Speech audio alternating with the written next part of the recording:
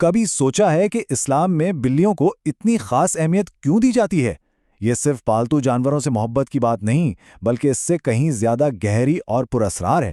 تو آئیے آج اس دلچسپ موضوع کی تہوں میں اترتے ہیں اور اسلامی روایت میں بلیوں کی اس خاص حیثیت کے پیچھے چھپے رازوں سے پردہ اٹھاتے ہیں۔ تو سوال یہ ہے کہ آخر بلیوں میں ایسا کیا ہے؟ آئیے اس کی پہلی وجہ کو سمجھتے ہیں جو ان کے روحانی مقام سے جڑی ہوئی ہے۔ بلیوں کے لیے اس گہرے احترام کی جڑیں دراصل ان کی فطرت کے بارے میں ایک بنیادی اسلامی عقیدے میں ہیں۔ اور یہ کوئی معمولی بات نہیں ہے۔ طاہر ہونے کا مطلب ہے کہ وہ پاک ہیں، اسی لیے انہیں گھروں میں اور یہاں تک کہ مساجد جیسی مقدس جگہوں میں بھی آنے کی اجازت ہے، اور ان کے آنے سے کوئی جگہ ناپاک نہیں ہوتی۔ یہ ایک ایسا درجہ ہے جو بہت کم جانوروں کو دیا گیا ہے۔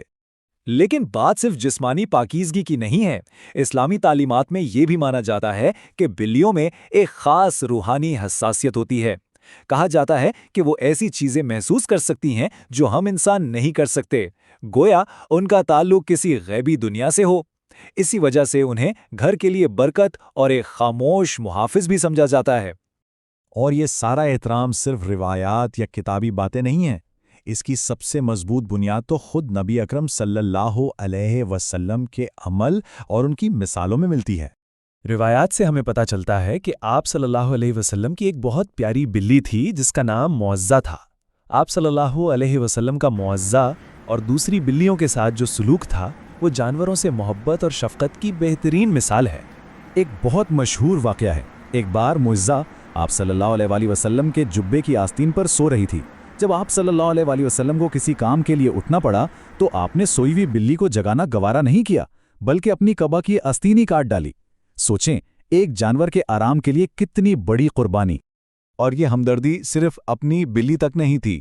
جنگ احد کے راستے میں آپ صلی اللہ علیہ وسلم نے دیکھا کہ ایک بلی اپنے بچوں کو دودھ پلا رہی ہے۔ آپ نے نہ صرف اپنی پوری فوج کا راستہ بدل دیا، بلکہ اس بلی اور اس کے بچوں کی حفاظت کے لیے ایک سپاہی بھی مقرر کر دیا، اور پھر جنگ سے واپسی پر انہی بچوں میں سے ایک کو گود لے لیا جو بعد میں موزے کے نام سے جانی گئی۔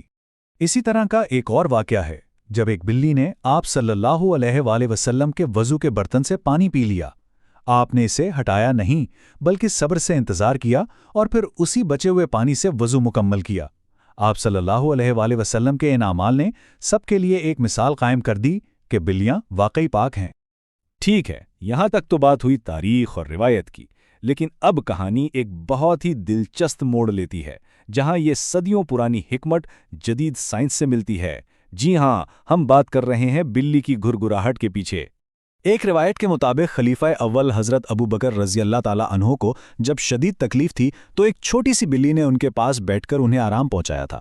یہ واقعہ ایک گہرے روحانی تعلق کی طرف اشارہ کرتا ہے اور سوال اٹھاتا ہے کہ کیا بلیوں میں واقعی کوئی شفا بخش طاقت ہے؟ اور حیرت کی بات یہ ہے کہ اب سائنس اس راز سے پردہ اٹھا رہی ہے اور اس کی چابی چھپی ہے بلی کی گھرگھراہٹ کی فریکوینسی میں۔ سائنسی تحقیق سے یہ بات سامنے آئی ہے کہ بلی کی گھرگھراہٹ 20 سے 140 ہرٹز کے درمیان ہوتی ہے، اور یہ فریکوینسی انسانی جسم پر بہت مثبت اثرات ڈالتی ہے، جیسے زخموں کو تیزی سے بھرنا، ہڈیوں کو مضبوط کرنا اور یہاں تک کہ دل کی بیماریوں کا خطرہ کم کرنا۔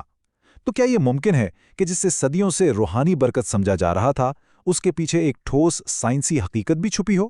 بلیوں کے لیے یہ احترام صرف اسلام تک ہی محدود نہیں ہے۔ درحقیقت یہ انسانوں اور بلیوں کے درمیان ایک بہت پرانے اور گہرے رشتے کا حصہ ہے جو ہمیں پوری تاریخ میں مختلف ثقافتوں میں نظر آتا ہے۔ مثال کے طور پر قدیم مصر کو دیکھیں، جہاں بلیوں کو دیوتاؤں کا درجہ حاصل تھا اور انہیں نقصان پہنچانا سزائے موت کا جرم تھا، جبکہ اسلام میں انہیں ایک پاک اور بابرکت مخلوق مانا جاتا ہے۔ طریقے الگ ہیں، لیکن ان دونوں عظیم تہذیبوں میں بلیوں کے لیے گہرا احترام مشترک ہے۔ تو آخر میں جب ہم ان تمام کہانیوں اور حقائق کو جوڑتے ہیں تو ایک بات بالکل واضح ہو جاتی ہے۔ اسلام میں بلیوں کی کہانیاں صرف ایک جانور کی اہمیت کے بارے میں نہیں ہے، یہ دراصل ایک بہت بڑے اخلاقی سبق کی یاد دہانی ہے، یعنی تمام جانداروں کے ساتھ ہمدردی اور احترام سے پیش آنا۔ یہ سب کچھ ہمیں سوچنے پر مجبور کرتا ہے کہ ہمارے ارد گرد کی دنیا میں اور کتنی ایسی قدیم حکمتیں اور نادیدہ رابطے چھپے ہوئے ہیں جنہیں ہم شاید روزمرہ کی زندگی میں نظر انداز کر دیتے ہیں۔